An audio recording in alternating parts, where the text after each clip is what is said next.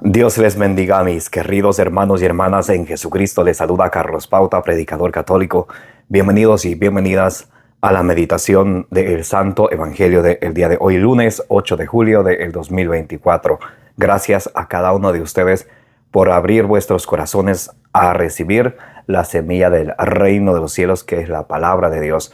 Allá en San Lucas capítulo 8, versículo 11 nos dice que la semilla del reino de los cielos es la palabra de Dios. Y en Lucas capítulo 8, versículo 15 dice que nuestros corazones son ese terreno fértil.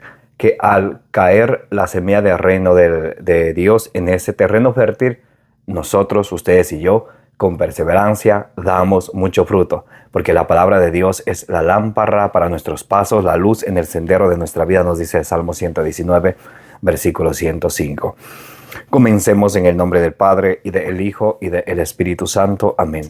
Santo y divino Espíritu de Dios, destruye en mí toda pereza espiritual, toda indiferencia, toda distracción, toda tiniebla de confusión. Lléname plenamente de tu luz, de tu sabiduría, de tu conocimiento, de tu paz, de tu amor, de tu gozo, de tu alegría.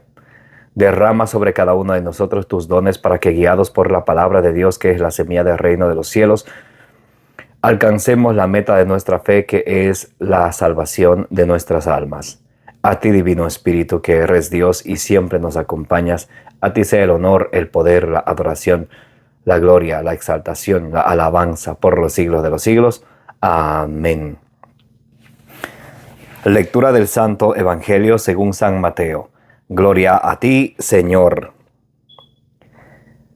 Así les estaba hablando cuando se acercó un magistrado y se postraba ante él diciendo: mi hija acaba de morir, pero ven, impón tus manos sobre ella y vivirá. Jesús se levantó y le siguió junto con sus discípulos. En esto, una mujer que padecía flujo de sangre desde hacía 12 años se acercó por detrás y tocó la orla de su manto, pues se decía para sí: con solo tocar su manto me salvaré. Jesús se volvió y al verla le dijo: ánimo, hija, tu fe te ha salvado. Y se salvó la mujer desde aquel momento. Al llegar Jesús a casa del magistrado y ver a los flautistas y a la gente alborotando, decía: retiraos, la muchacha no ha muerto, está dormida. Y se burlaban de él. Mas, echada fuera a la gente, entró él, la tomó de la mano, y la muchacha se levantó. Y esta noticia se divulgó por toda aquella comarca. Palabra del Señor. Gloria a ti, Señor Jesús. Queridos hermanos y hermanas, bienvenidos y bienvenidas. Hoy es lunes 8 de julio del 2024. Gracias a cada uno de ustedes una vez más por tomar el tiempo para que juntos nos alimentemos de la palabra del Señor. Allá en Isaías capítulo 55, versículo 11 nos dice la palabra de Dios que cuando Dios nos habla, cuando Dios dirige sus palabras hacia nosotros, cuando Dios nos envía sus palabras, no regresan a Dios vacías sin antes hacer aquello que Dios quiere que haga en nosotros. Entonces, con humildad recibamos la palabra de Dios, porque la palabra de Dios nos salva, y no nos contentemos con escucharla solamente, sino pongámosla por obra. Si ustedes y yo escuchamos la palabra de Dios y no la ponemos por obra, Santiago capítulo 1 del versículo 21 al 22 nos dice que nos engañamos a nosotros mismos. Bien, hoy estamos meditando el Santo Evangelio según San Mateo capítulo 9 del versículo 18 al 26. Suceden aquí dos milagros hermosos que Jesús nos regala para mostrarnos su poderío, para mostrarnos su poder, que Él es capaz de todo. Él es el dueño del universo, Él es el dueño de nuestras vidas. Él nos da la vida y Él nos quita la vida. En Isaías capítulo 49 del versículo 1 en adelante nos dice que desde antes que estemos en el seno de nuestra madre, Dios ya nos conoce. Jeremías 1:5 dice: antes que estés en el seno de tu madre ya te llamé, te consagré, que seas profeta de las naciones. Es el amor tan grande que Dios nos tiene. También en Isaías capítulo 49, versículo 15 dice, aunque sea una madre se olvide de su hijo, yo de ustedes no me olvido. El Señor nos ama, el Señor nos ama y está siempre listo para escucharnos. Jeremías 33, versículo 3 dice, llámame y te responderé. El Señor está siempre listo para que ustedes y yo vengamos a Él con humildad a estar en una unión común a través de la oración, a través de la Eucaristía, a través de los sacramentos con nuestro Señor Jesucristo. Dice, así les estaba hablando cuando se acercó un magistrado y se postraba ante él diciendo, mi hija acaba de morir, pero ven y impon tu mano sobre ella y vivirá. Jesús se levantó y le siguió junto con sus discípulos. Entonces el magistrado, el jefe de la sinagoga, viene para pedir al Señor, mi hija acaba de morir.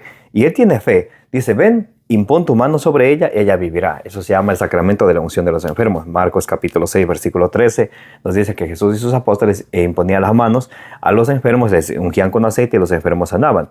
También allá en Santiago, en Santiago, y vamos a leerlo, Santiago capítulo 5, del versículo 14 en adelante, nos dice el apóstol Santiago, ¿qué debemos hacer ustedes y yo cuando estamos enfermos? Este magistrado, en el tiempo de Jesús, él viene a Jesús y le pide, ven, mi hija está enferma, impon tu mano sobre ella y ella vivirá. Le dice, mi hija ha muerto, impon tus manos sobre ella, ella vivirá. Ahora Jesús dejó a sus embajadores. 2 Corintios 5:20 nos dice que los apóstoles y sus sucesores, que son el Papa, los obispos y los sacerdotes, son los sucesores de los apóstoles. Entonces ellos son los embajadores de Cristo que tienen que hacer el trabajo que Cristo les encargó. Por eso Santiago capítulo 5, vamos a leerlo desde el versículo 14 en adelante, nos dice, ¿qué debemos hacer ustedes y yo cuando estamos enfermos? Muchas de las personas erradamente informadas o por falta de conocimiento, Oseas 4:6 dice el Señor, mi pueblo se pierde por falta de conocimiento. Y eso es verdad, porque muchas de las personas de buen corazón, de buena intención, terminan yendo a otros lados que no es Cristo con el fin de recobrar su salud o por el fin de que les den mejores noticias, entre comillas. Si ustedes y yo nos apartamos de Jesús, nos secamos. Es como si la rama se aparta del árbol, la rama solita se seca. Más Juan 15:4 dice de Jesús, si estamos unidos con Él, podemos dar mucho fruto. Y podemos nosotros, en Juan 15:7 dice, si sus palabras, dice Jesús, si mis palabras permanecen en ustedes, ustedes pidan lo que quieran y lo obtendrán. Pero la situación está cuando ustedes y yo nos apartamos de él. Juan 15:5 dice, ustedes apartados de mí no pueden hacer nada. Y sucede eso muchas veces cuando alguna gente está enferma y los médicos no le encuentran nada. ¿Qué hacen? Van donde los brujos, los sacerdotes de Satanás. Los embajadores sí, pero del demonio, de Satanás, que él también obra milagros. Nos dice allá en 2 de Tesalonicenses capítulo 2 del versículo 9 al 13. El Satanás también obra milagros. Y muchos van buscando milagros, no buscando la sanación que viene de Dios. Por eso el apóstol Santiago, para que nosotros no cayéramos en alguna tentación, nos dejó claro escrito para que ustedes y yo lo recibiéramos, porque la palabra de Dios nos salva, y lo pusiéramos por obra. Como nos dice el apóstol Santiago. Santiago capítulo 5, versículo, vamos a leerlo desde el 14 en adelante. ¿Está enfermo alguno entre vosotros?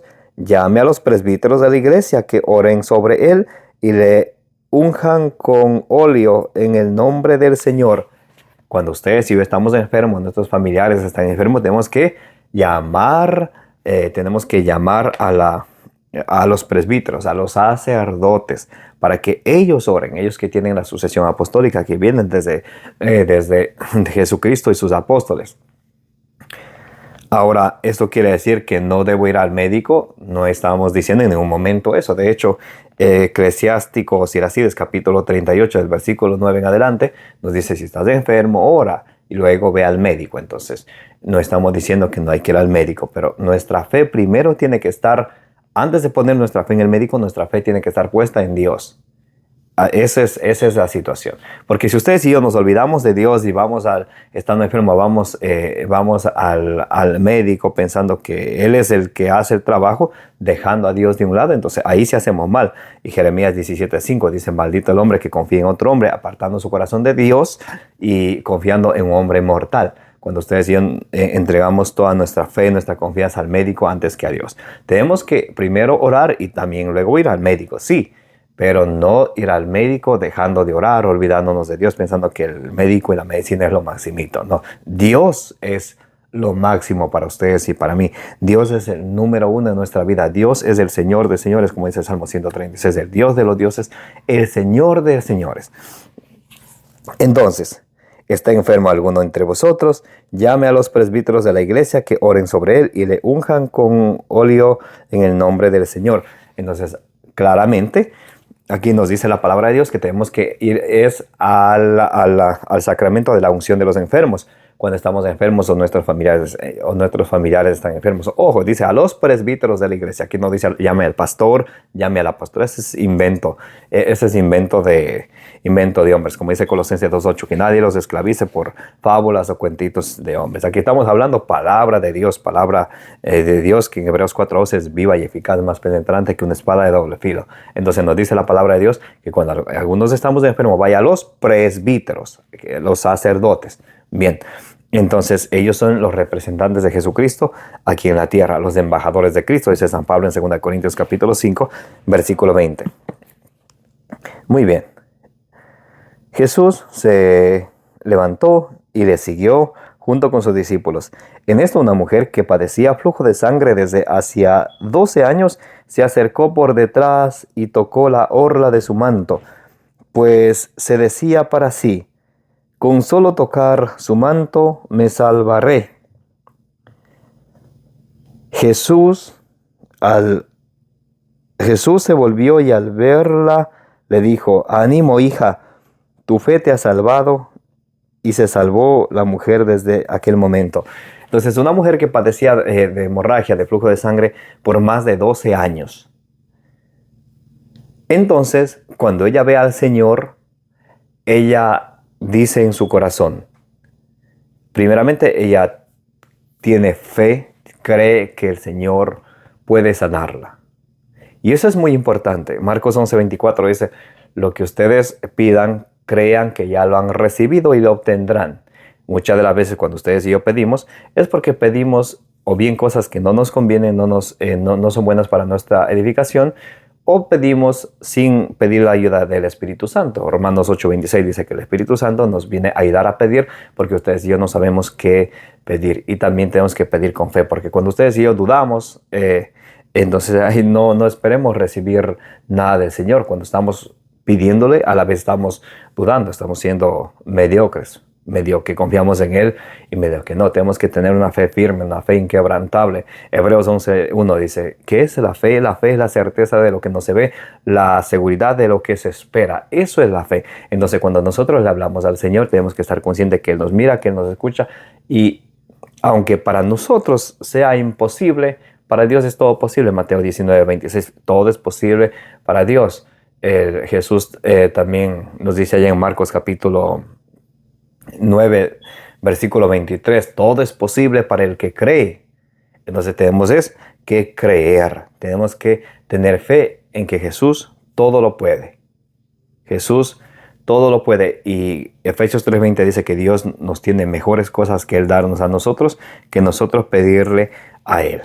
Entonces ella se decía así, esta mujer que padecía flujo de sangre, si tan solo logro tocar un fleco de su manto, quedaré curada. También aquí va otra cosa. Ella tiene fe, sí, pero también tiene que hacer su parte. No es que tiene fe y está ahí sentada y creyendo que todo va a suceder. Ella también hace lo suyo. ¿Cómo sería? Ella tenía hemorragia, tuvo que haber hecho un esfuerzo para alcanzar a llegar donde estaba el Señor y tocarle el fleco de su manto. Entonces, si ven, eso viene también seguido la fe con las obras de la mano. Solamente la fe sin obras. Entonces, imagínense que ella dijera, tengo fe, y sentada en la casa sin hacer nada. Entonces, nosotros tenemos que hacer nuestra parte. Entonces, el Señor hace lo que es imposible para nosotros. Pero tenemos que siempre dar nosotros el primer paso. Tenemos que tener fe en Él y esa fe tiene que ir con obras. Por ejemplo, les pongo otro ejemplo. Juan capítulo 2, del versículo 1 al 11, cuando había las bodas de Caná, estaba la Virgen María, estaba Jesús y sus discípulos, y se acabó el vino. Le viene la Virgen María, ve que no tienen vino, viene, se le presenta esa necesidad a Jesús. Jesús dice: ¿qué tienes conmigo, mujer? Todavía no es mi hora. Y María les dice: ustedes hagan lo que Él les diga. ¿Y qué les dice Jesús? Llenen los odres de agua. Y ellos tienen que hacer su parte, tienen que llenar de agua. Entonces Jesús cambia el agua en vino. Jesús no dice: esperen que yo voy a traer el agua para llenar cada odre de agua y yo mismo. No, Jesús dice: llenen ustedes. Entonces ahí claramente vemos que la fe viene con las obras. Por eso a los protestantes le dan miedo. A Martín Lutero le llamaba la carta de paja, la carta de Santiago, porque Santiago habla de la fe y de las obras. Santiago capítulo 2, del versículo 14 al 26. Santiago nos viene a decir que de nada nos sirve a nosotros si nosotros vemos a alguna persona que está con hambre o que no tiene que vestirse. Decimos: hermano, que te alimentes y Dios te bendiga y abrígate, sin darle lo necesario. Entonces, que una fe sin obras es una fe muerta. Porque si tenemos fe y no tenemos obras, somos como dice Santiago 2:19.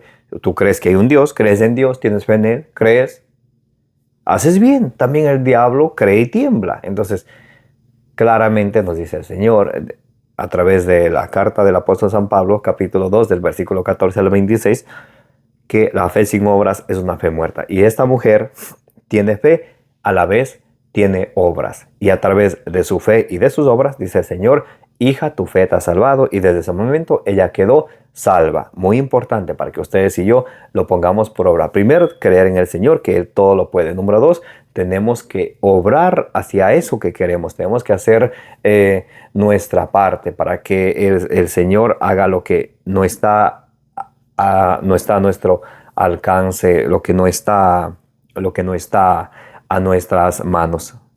Ahora, si ustedes y yo no damos el primer paso, entonces el Señor es paciente. Él espera hasta que ustedes y yo tomemos el primer paso. Al llegar Jesús a casa del magistrado y ver a las flautistas y a la gente alborotando, decía: retiraos, la muchacha no ha muerto, está dormida. Y se burlaban de él. Lo mismo que allá en San Juan capítulo 11, del versículo 11 al 13, cuando decía Jesús: Lázaro no ha muerto, él está dormido. Pero Jesús hablaba dormido de la muerte, no hablaba de dormido como quien dice tomando una siesta. Y Jesús dice: ya está dormida. Porque para Jesús nada es imposible. Para Jesús resucitar a un muerto es como despertar a alguien que está dormido. Así de fácil es para Jesús. Él es el Todopoderoso. Y se burlaban de él. Obviamente hay gente que se burla. Mas echada afuera la gente, entró él, la tomó de la mano y la muchacha se levantó. Al contacto con Jesús, una vez que Jesús le toma la mano, al contacto, ella tener contacto con Jesús, Jesús le da la mano a ella se levanta. Así mismo ustedes y yo, cuando estemos muriéndonos de angustia, preocupaciones, muriéndonos en la fe, cuando estemos algunos en las últimas, tenemos siempre que buscar ese contacto con Jesús, esa comunicación, esa común unión con Jesús. Jesús dice allá en Juan 6:56, el que come mi carne, bebe mi sangre, permanece en mí y yo en él. Eso es estar en contacto con el Señor. Y el Señor nos llena de su gracia y nos llena de su misericordia. Y la muchacha, al contacto con el Señor, ella se levantó. Y la gente... Y esta noticia se divulgó por toda la comarca. Toda la comarca llegó a saber qué había pasado en aquel día. Lo que Jesús obraba a través de su poder y a través de la fe de las personas. Porque si no hay fe, entonces Jesús no va a obrar. Allá en Mateo 13:58, en Marcos capítulo 6, versículo 6, dice que Jesús no hizo ahí milagros por su falta de fe. Entonces, cuando ustedes y yo no recibamos un favor del Señor, hay que ver que estemos nosotros puesto nuestro corazón en el Señor, porque a veces somos muy de conveniencia. Cuando necesitamos Señor, Señor, y después ya nos olvidamos, nos vamos a la fiesta, nos emborrachamos, nos vivimos como paganos y no como cristianos, y no debe de ser así. Primera Juan capítulo 2, versículo 6 dice: el que cree en el Señor tiene, y les voy a leer, Primera Juan capítulo 2, versículo 6, para que lo escuchen con sus oídos. A ver. Primera Juan capítulo 2, versículo 6. Quien dice que permanece en él debe vivir como vivió él. Entonces, como dice 2 Corintios 5, 17, el que está en Cristo es una nueva criatura. No puede seguir viviendo una vida de pecado. Hay que esforzarse, hay que poner todo de nuestra parte para vivir como él. Allá en Hechos capítulo 9, versículo 36, ahí vemos que San Pedro, el Papa, el encargado de la Iglesia de Cristo, él también resucita a una Tabita. A ver, Hechos 9:36. Pedro partió inmediatamente con ellos, así llegó, le hicieron subir a la estancia superior y se le presentaron todas las viudas llorando y mostrando las túnicas y los mantos que Dorcas hacía mientras estuvo con ellas. Pedro hizo salir a todos, se puso de rodillas y oró. Después se volvió al cadáver y dijo: Tabita, levántate. Ella abrió sus ojos y al ver a Pedro se incorporó. Cuando ella ve al representante de Cristo aquí en la tierra, ella se incorporó. Entonces, ¿por qué digo representante de Cristo aquí en la tierra? Porque a él Jesús le dio la autoridad. Lucas 22, 31 a 32. Pedro, Satanás ha pedido permiso para sacudirlos como se hace con el trigo, pero yo he rogado por ti. Juan capítulo 21, versículo del 15 al 17. Pedro, me amas, apacienta mis corderos. Pedro, me amas, cuida mis ovejas. Pedro, me amas, cuida mis ovejas. Entonces, él es el encargado y él también tiene las llaves él es el encargado de apacentar el rebaño de Cristo y también tiene las llaves del reino de los cielos. Mateo 16, 18, tú eres Pedro, sobre esta piedra edificaré mi iglesia, las puertas del infierno no prevalecerán contra ella. A ti te daré las llaves del reino de los cielos, lo que ates en la tierra quedará atado en el cielo, lo que desates en la tierra quedará desatado en el cielo. Por eso él es el jefe de la iglesia, quien Cristo entregó el encargo de pastorear a su rebaño, el rebaño de Cristo. Bien, entonces él también resucita a una mujer llamada Tabita. En Hechos capítulo 5, versículo 15 nos dice que las personas sacaban a sus enfermos a las plazas, a las veredas de las calles, para que al pasar Pedro, al menos su sombra le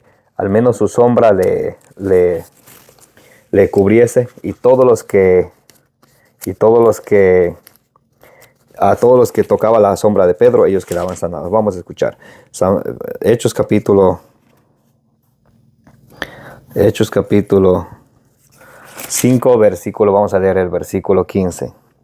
Hasta el punto de sacar los enfermos a las plazas y colocarlos en lechos y camillas, para que al pasar Pedro, siquiera su sombra cubriese a algunos de ellos. También acudía la multitud de las ciudades vecinas a Jerusalén, trayendo enfermos y atormentados por espíritus inmundos, y todos se curaban. Con la sombra nada más de Pedro. Vamos a ver también en Hechos capítulo 14, versículo 9 y 10. Pablo, él ve que una persona tiene poder para ser curado, tiene fe para ser curado, y Pablo le cura. Hechos capítulo 14, versículos del 9 en adelante. En Listra estaba sentado un hombre tullido de pies, cojo de nacimiento y que nunca había andado. Este escuchaba a Pablo que hablaba. Pablo fijó, el hombre escuchaba a Pablo que hablaba, que predicaba. Entonces, él también tiene ese contacto con el mensaje del Señor, este hombre tullido. Mire, él escucha a Pablo. Por eso Romanos 10:17 dice que la fe viene de la predicación de la palabra de Dios. ¿Cuán importante es escuchar la palabra de Dios? Mire, dice, este escuchaba a Pablo que hablaba. Pablo fijó en él su mirada y viendo que tenía fe para ser curado, le dijo con fuerte voz, ponte derecho sobre tus pies. Y él se levantó de un salto y se puso a caminar. Aquí un embajador de Cristo. Pablo no era discípulo directo de Cristo. Él era sucesor de los apóstoles. Hechos capítulo 13, del versículo 2 al 3. A él le impusieron las manos y le enviaron. Se llama la sucesión apostólica. Por eso él luego se presenta como apóstol. Dice, yo Pablo, apóstol de Cristo, por ejemplo, en los primeros capítulos de las cartas, cuando él se presenta, él siempre dice, Pablo, apóstol de Cristo. Pero ustedes y yo sabemos que él no era apóstol de Cristo de entre los 12. Entonces, ¿por qué él se llama apóstol de Cristo? Porque él tiene la sucesión apostólica. Hechos capítulo 13, del versículo 2 al 3, a él le impone las manos y él va a predicar. Y por eso él en 2 Corintios capítulo 5, versículo 20, dice, somos embajadores de Cristo, porque quienes tienen la sucesión apostólica, que vienen desde los apóstoles directos de Cristo, ellos son los embajadores de Cristo aquí en la tierra. Bien, para terminar, vamos a leer Hechos capítulo 9. Vamos a leer el versículo del 11 en adelante. Dios obraba por medio de Pablo milagros no comunes, de forma que bastaba aplicar a los enfermos los pañuelos o mandiles que había usado y se alejaban de ellos los enfermos y salían los espíritus malos. Entonces, solamente con los pañuelos o mandiles, las reliquias, todo tiene un fundamento bíblico. Y las personas que tienen fe en el Señor pueden ser curados. Por eso tenemos que ser humildes ustedes y yo.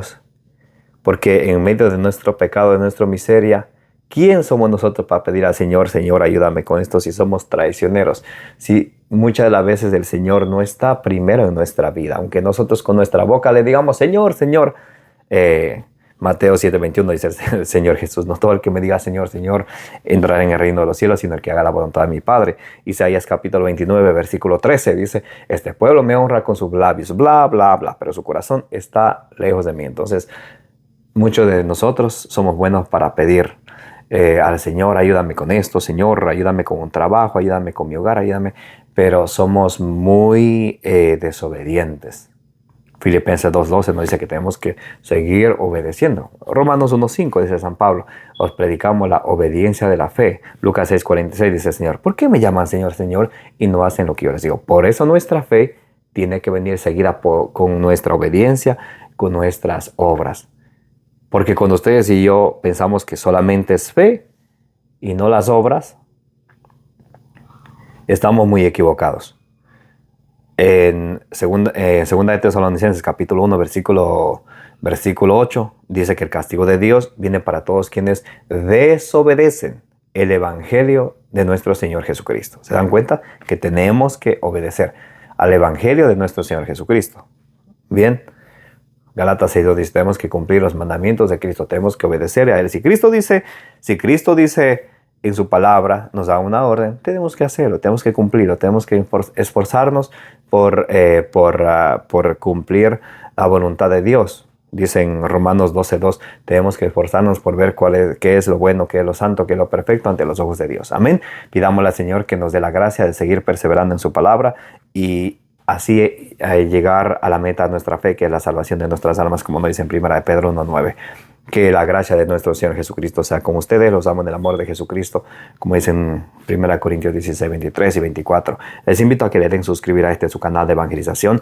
Denle compartir. Me llamo Carlos Pauta, su hermano en Jesucristo, predicador católico. Que la intercesión de la bienaventurada siempre Virgen María los acompañe hoy y siempre. Como dicen Números 6:24, que el Señor les bendiga y les proteja.